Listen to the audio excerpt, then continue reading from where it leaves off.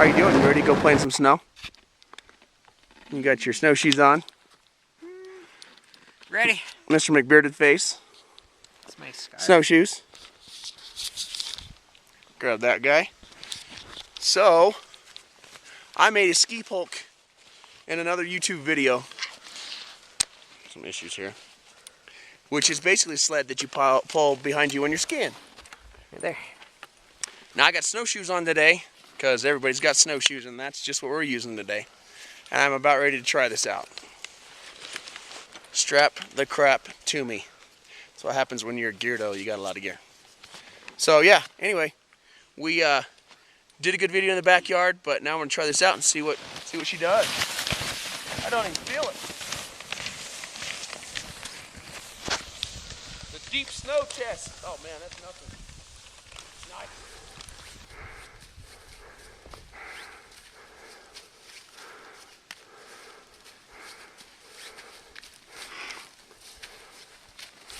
Don't cross your feet with those, you're going to fall on your face.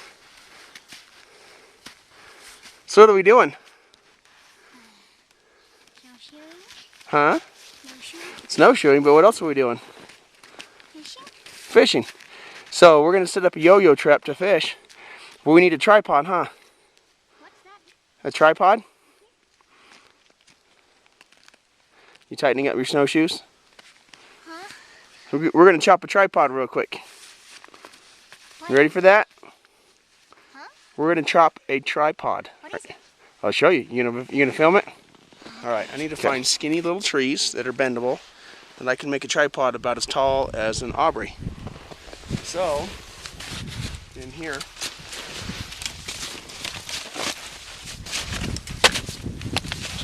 this is a skinny little tree right here. I'm taking close to the base, so I don't jack up the tree.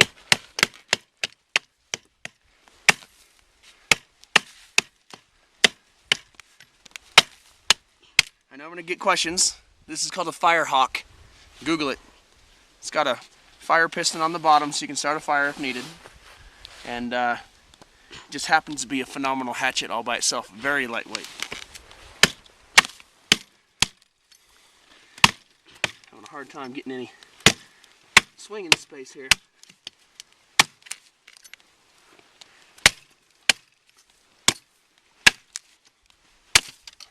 There's one.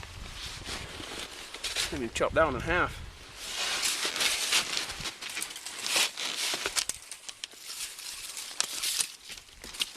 Needs to be about that tall. So I'm going to put this against another tree and chop it.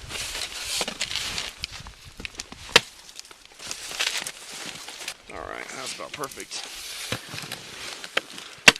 See, if you chop it low, then there's less damage to the tree.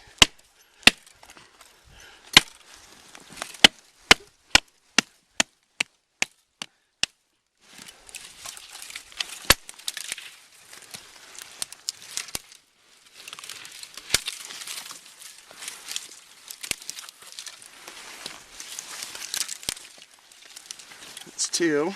One more.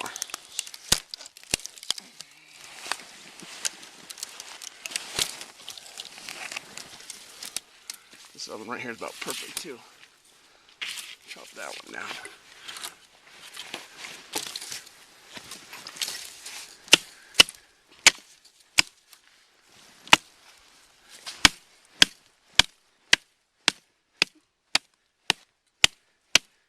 You chop down, and then you chop the piece off. And down, and the piece off.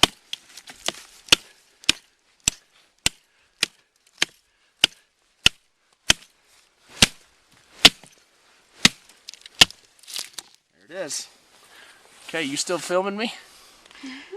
Now we got to strip all the little pieces off to make poles, basically. So step out here.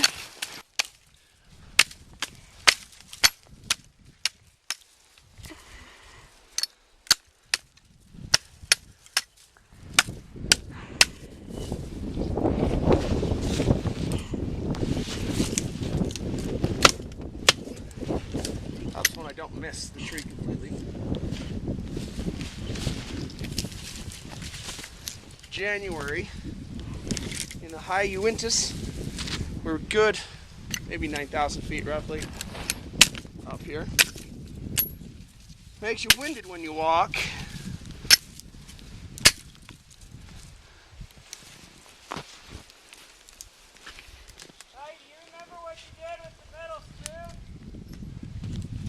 I'm gonna chop this one.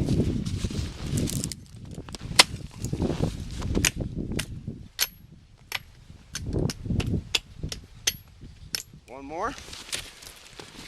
This one's pretty much already chopped. Okay, so that's how we're gonna make a tripod. Put a yo-yo trap on it. So I made a super epic fail and didn't grab an extra chunk of 550 cord. I have this one little piece, which I'm gonna use to strap 3 poles together. Since it's not very much string, I'm going to pull the guts out of this one. And I use these to make lures, which I'll show you in a bit. And then I'm going to tie each string together. It's going to be a pain in my bum. Just put them together and tie them a little knot.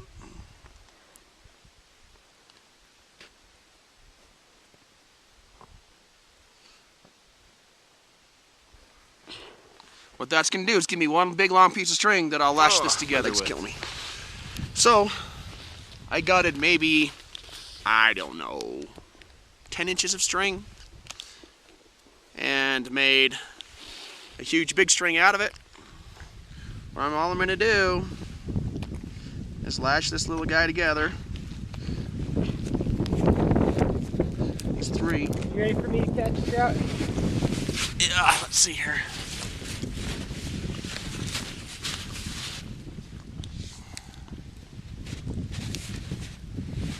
Really all you need to do is lash these 2 with the fork together, and this one can sit on it, but I'm going to lash it, all 3 of them together, because why not?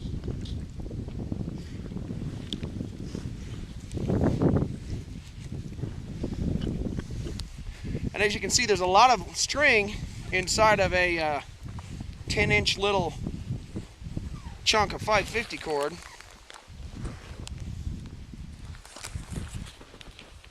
I'm not doing anything fancy. I tie a knot and just wrap it around a bunch of times. Yes, there's more fancy ways of doing it. Watch some Crockett videos. He is the knot master.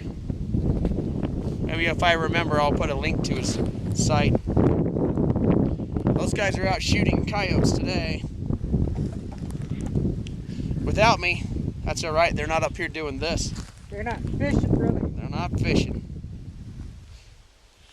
So now I got a sturdy little tripod that I'm going to stick above my fishing hole, run a yo-yo trap to it. Want to follow me over for this?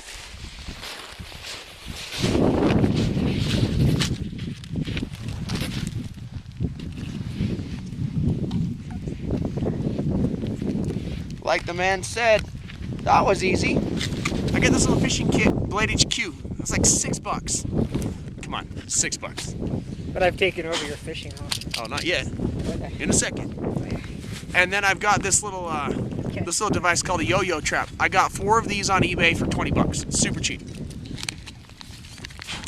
Proper prior planning prevents poor performance. This is some bait, live bait. It's got a little zip thing in here. So all I'm gonna do,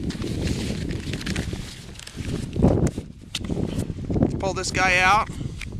Don't cut the Ziploc piece. Cut right above it. Save that so I don't leave it out here. A little bit about this. Bushcraft blade, got it from BHQ. Little striker, and I just leave it on my person. For some reason I need a fire, even if I can get completely dunked wet. I got the striker, cotton and petroleum jelly, and my knife, and I can start a fire right up. Now I'll go ahead and assemble this. It's gonna go yo-yo, fishing kit, bait. So there's a little reel that comes with the BHQ $6 survival kit. I got it dropped in here. I'm using one of the lures that comes with it. Basically what I'm doing is jigging. So it goes up and down, and then that's the yo-yo trap in the same hole. I could drill another hole, probably best, but I'm doing this for now. And if something snags that, the yo trap reels it in. This is water. I'm melting some snow. I'm gonna put some I got some, I think it's apple juice or it's apple cider that I'm gonna throw in there. And that's Bob. What's up, Bob? How you doing? I spilled all my candy. You spilled your candy. Did you pick it up? I can't. You can't? It's not the chocolate. Oh, you spilled all the sprees? Go pick them up anyway. I'll eat them. They're good for you. Yeah. And they're already like milk, and they're not melting. Problem with snow, you got to use a lot of it to make water. And I've got water, but I've got snow, so we're cooking snow. We're gonna make a lake snow apple cider. Yum. Isn't this snow salty though? No, this is not salty snow. Snow is not salty, unless you put salt in it. And our water is getting warm. Even though this is snow, need to boil it, because even snow can have microbes and bad stuff in there. Crank the heater up on that. Just let it cook. Once that gets to a solid rolling boil, you're good to drink it. It probably takes, I don't know, maybe 5 times, 10 times as much snow just to make 1 thing of water. So there's that. Here we got the jet boil, which is boiling like a jet. Ooh, let's turn that down. And it's real hot real quick. In fact, I'll just turn it off. That's a rolling boil. That is all snow melt. And this is going to be my apple cider. Hold that for a second. You got it? Make sure you can see me. Okay. When you don't have a spoon, what you do is I ripped the package lid off, poured my spice cider in there. You just fold it over like this, and then make it like a U shape, and that's your stirring stick. It's kind of rigid. So what I'm going to do, take my nice toasty hot water here,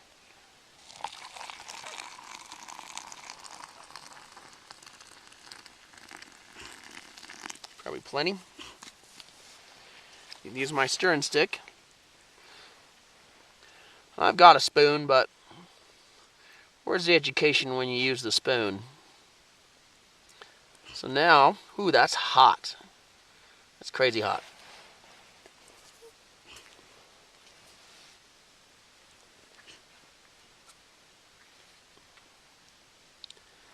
Cool it down a little bit. If I thought that snow had microbes in it, I wouldn't have thrown it in there. I think I'm good. So here's the next spiced cider packet. Shake it to the bottom.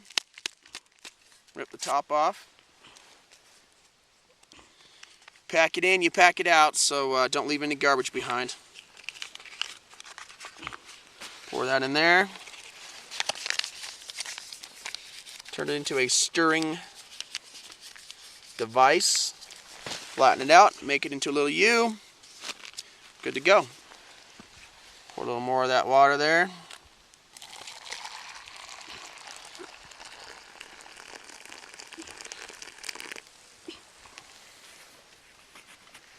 This jet boil, the best way really to do it is just use it to boil the water and pour the water in something else. So that way you don't stain up your titanium jet boil. This guy again, right here.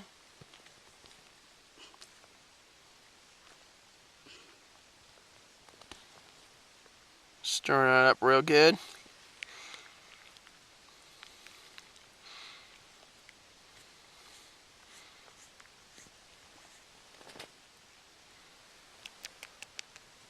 We'll let these things cool off because they are super hot.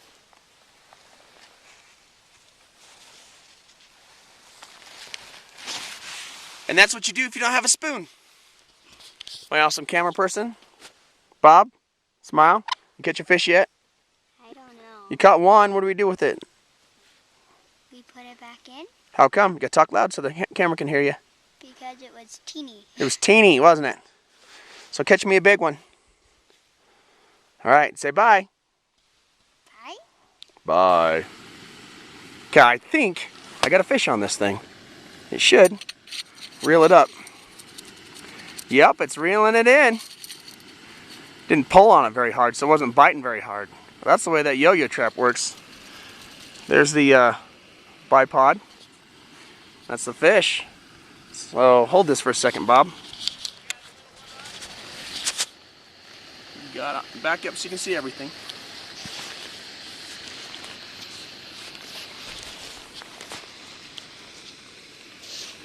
You got a fish on.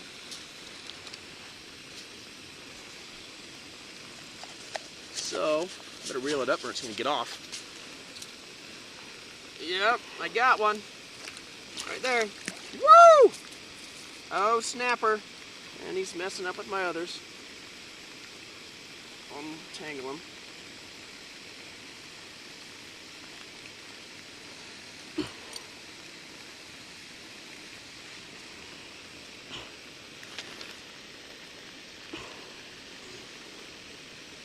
That is the first fish I've ever caught with the yo-yo trap. Yes! Good news. Now, we'll catch a fish. Oh, come look at this one. It's a brown. Should I come up closer? We can pull browns out of here, right? Yeah, go ahead.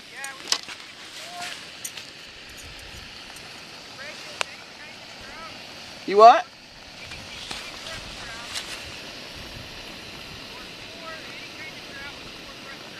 All right, this is a brown. Nice. Let's fish number one. That's a pretty little fish. First yo-yo trap fish ever. Caught him on some waxies and a little worm.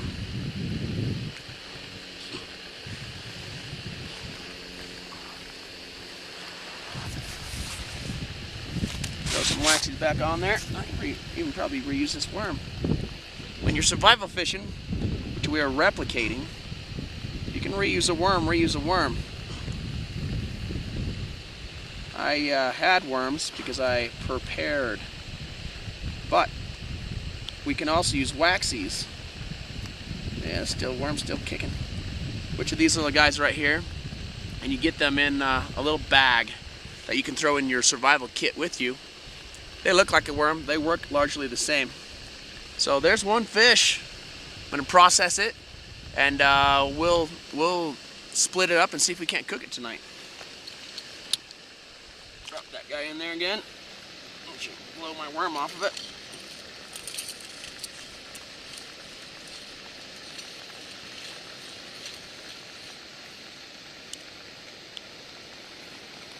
Real simple. This one's still basically alive. I'm going to put my blade right there and that's going to kill it. Cuts a little spine. Okay. This fish is 100% dead. Its head has been removed. So, it's done. You find the little poop hole right there. Run your blade right up the center of it. And then scrape the guts out.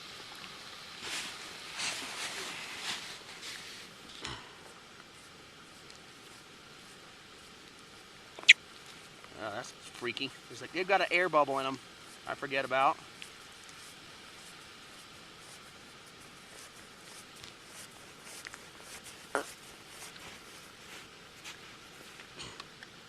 You gonna cook it?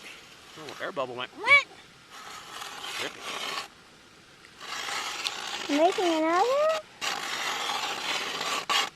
Why are you making another? Yeah. Sure, we got another fish on. And then come over here close where you can see this. Okay, on the inside, there's this little line down the back. You gotta split that. Okay, and run your thumb up it. Cleans it out.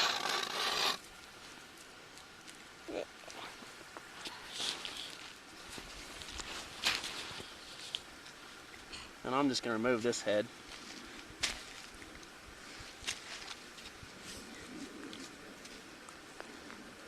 Takes all the guts and stuff out.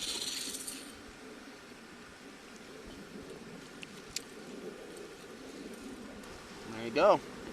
It's such a small fish too. Yeah, I can't get a hold of it. We'll cook this one the way it is. We'll get a bigger one and take it out. Yeah. For now, I'm gonna leave it in the snow. Yeah. Let it take care of itself. Let it get cold.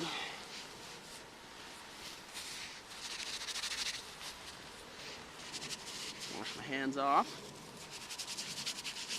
It actually looks cold, and it is cold, but the water that I have on my hands, this dry snow, I will actually pull the water off. And then I'll wipe my hands down fairly clean.